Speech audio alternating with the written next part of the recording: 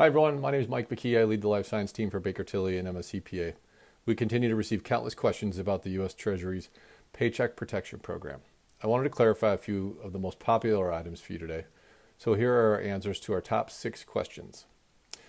Number 1, my primary bank won't accept my PPP application because I don't have a business account with it. What should I do? Well, many banks have limited applications to customers with pre-existing relationships. Under the program, banks must conduct due diligence on similar businesses' applications, and banking industry officials have said that the process is easiest with companies they already know well. That led to complaints from small businesses that they were being crowded out of the program by larger companies with extensive ties to big banks. Many, but not all, smaller community banks and credit unions are accepting applications from new customers. Also, the new funding bill includes $60 billion for lenders with less than $50 billion in assets, giving small community banks a carve-out the industry has said will help them serve smaller companies. Number 2, my bank never responded to the application I filed before the initial $349 billion was exhausted. Should I apply again? Nearly 80% of the small businesses that applied for a loan were still waiting for an answer as of April 17th, the day after the program ran out of money. And many didn't know where they stood in the process, according to the National Federation of Independent Business. Banks have said they process loans on a first-come, first-served basis, and many continued accepting applications after the program's initial funds were exhausted. Small business owners should check with their banks to determine where they stand in the process. Number 3, what costs will the new loans cover? The new loans will cover payroll costs, employee benefits, mortgage interest incurred before February 15th, rent and utilities under lease agreements enforced before that date, and utilities for which the service began before February. At least 75% of the loan must go to payroll, according to regulation published on April 2nd. Payroll costs include salary, wages, commissions, and tips capped at $100,000 for each employee. It also includes benefits for vacation, parental leave, medical leave, sick leave, and some other limited benefit categories. The program excludes sick and family leave that also qualifies for certain Internal Revenue Service tax credits, according to an April 6th fact sheet from the Treasury Department. The Treasury Department directs borrowers to calculate their payroll for purposes of the loan program without including federal taxes. You should not include payments your business makes to independent contractors or subcontractors because the Treasury Department directs them to apply separately. The new loans apply to costs incurred from February 15th to June 30th. Although that time period can be adjusted for businesses with especially seasonal income. Number 4, how do I prove that my business needs a loan? This is a very popular question. The new loans are available to any business for which current economic uncertainty makes the loan necessary to support your ongoing operations, according to an SBA fact sheet.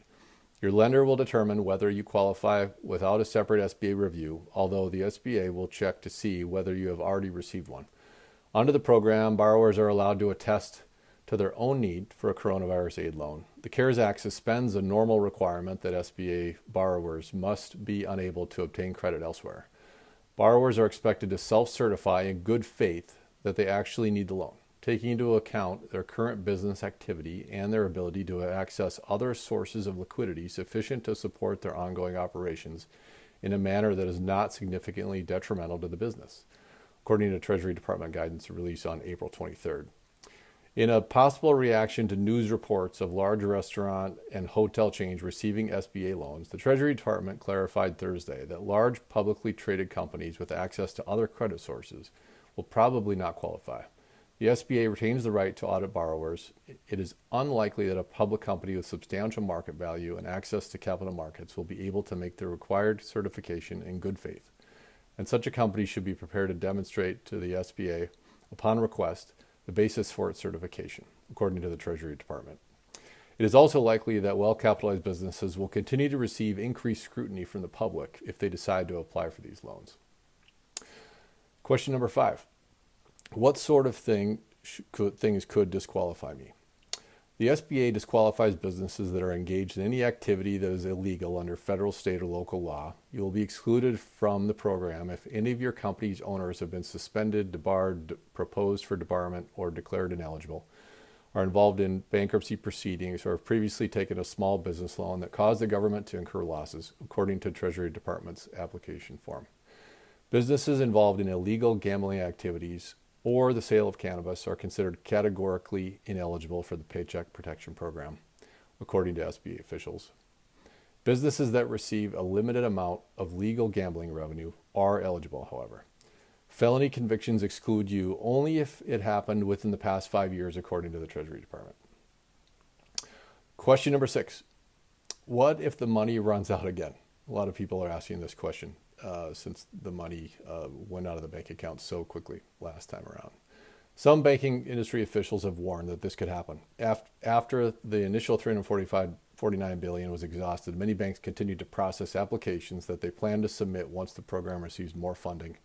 Industry officials have said they expect the money to be spent faster this time, potentially in just a few days, since so many applications will be submitted at once. Also, kinks in the program that slowed the application process initially have largely been worked out, which banking officials say should also speed the process.